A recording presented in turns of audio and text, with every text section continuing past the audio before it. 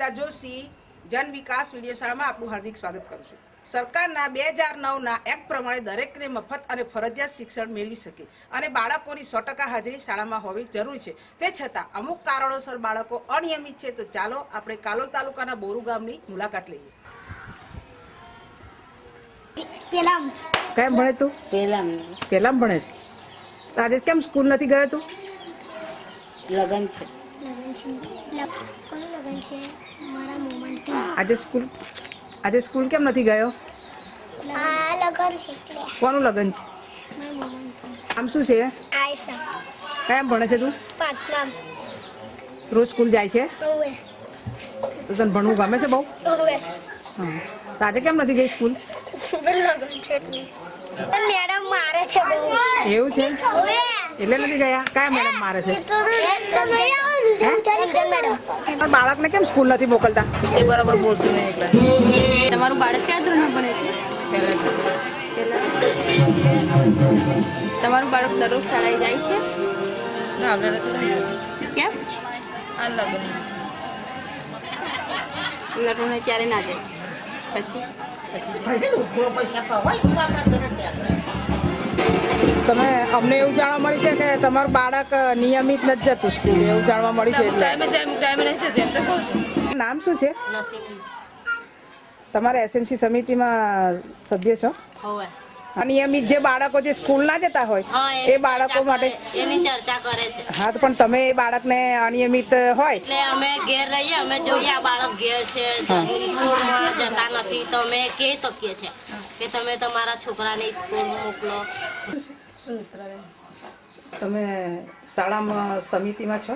હા તો તમે સમિતિમાં તમને જે બધા નિયમો છે એની ખબર છે ખરી? હા ખબર છે। હા, તો તમે એમની આપણે સ્કૂલમાં જે અનિયમિત બાળકો છે બરાબર, તે અનિયમિત બાળકો માટે તમે શું પ્રયત્ન કરો?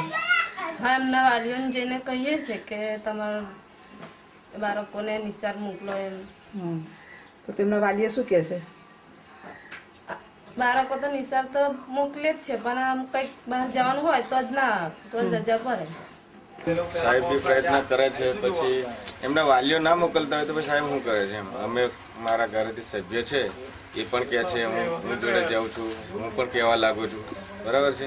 પછી સાહેબ આવે છે, બેન આવે છે, બધા એના વાલીઓ એવું કહે છે કે સારું સાહેબ મોકલી આપશું, બરાબર।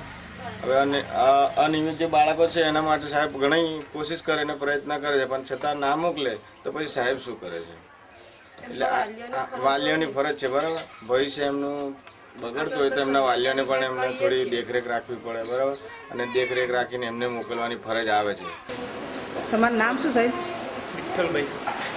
અને આ જે અનિયમિત બાળકો છે એના માટે તમે શું પ્રયત્ન કરો છો? અનિયમિતમાં આમ તો શું છે કે બહુ દરેક વર્ગમાં એક બે બાળકો છે, વધારે છે નહીં, પણ આ શિક્ષકો તો વાલી સંપર્ક બધા કરે જ છે। અમુક વાલીઓ એવા છે કે એ બાળકને મોકલશું એમ વારી ઘડીએ કહેતા હોય છે, પણ એ છોકરો આવે છે અમુક દિવસ, પણ આમ અનિયમિત ટૂંકમાં કે રેગ્યુલર ના આવતા એવું બને છે। અમુક બહુ 2-3 બાળકો દરેક વર્ગમાં બબે હશે, વધારે નહીં હોય। અને બીજા વણજારાના છોકરા છે, તો વણજારાના છોકરા તો માઇગ્રેશન હેઠળ અમારી સ્કૂલમાંથી અમે આપ્યું જ છે માઇગ્રેશન, અને એ માઇગ્રેશન કાર્ડ લઈને બીજી સ્કૂલમાં જાય જ છે। અને આ જે વાલીઓ છે જે અનિયમિત, એમના વાલીઓને એસએમસી દ્વારા અમે ઘણી વખત કહેવડાવ્યું બી છે, ને શિક્ષકો દરેકે વાલી સંપર્ક પણ કરેલ છે। અમારી પાસે બધું રેકર્ડ બી છે અમારી પાસે કે વાલી સંપર્ક કરે છે એ બધું। અને અમુક વાલીઓના પ્રોબ્લેમો એમના અમુક સામાજિક કારણોસર કહો તો ઘરમાં ઝઘડો થયો હોય તો કહો તો ચોરું લઈને નાહી ગયા હોય, કહો તો એ મહિને આવે, એવી બી પ્રોબ્લેમવાળા છોરા હોય છે। હવે શું કરવાનું, લઈને ના કીધું તો બી એ જતી રહી। અમારી બહુ સાથે લઈ ગઈ, બીજી ભણે છે અમારી નવાસી, મારી છોકરી ચોરી, એ બી લઈ ગઈ છે નજમા બાનું। આજે 5મો દિવસ થયો છે લઈ ગઈ। એટલે નિહાળમાંથી બેનો કેવડાવતા હશે?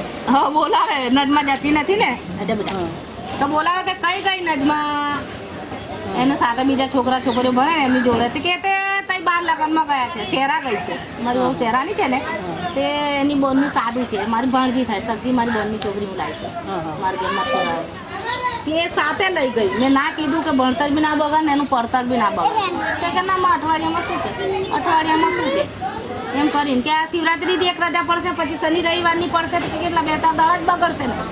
હા, તો જોઈ મિત્ર, આ અનિયમિત બાળકો માટે એકલા શિક્ષકો જ જવાબદાર નથી, તેના માટે તેમના વાલીઓ પણ જવાબદાર છે. અનિયમિત બાળકોના વાલીઓ જ બાળકો માટે જાગૃત બની શાળામાં બાળકોને મૂકવા જાય તો બાળકો નિયમિત બને અને સારું શિક્ષણ મેળવી શકે. તો બાળકોના શિક્ષણ માટે એકલા શિક્ષકો જ જવાબદાર નથી, વાલીઓએ જ જાગૃત બનવાની જરૂર છે.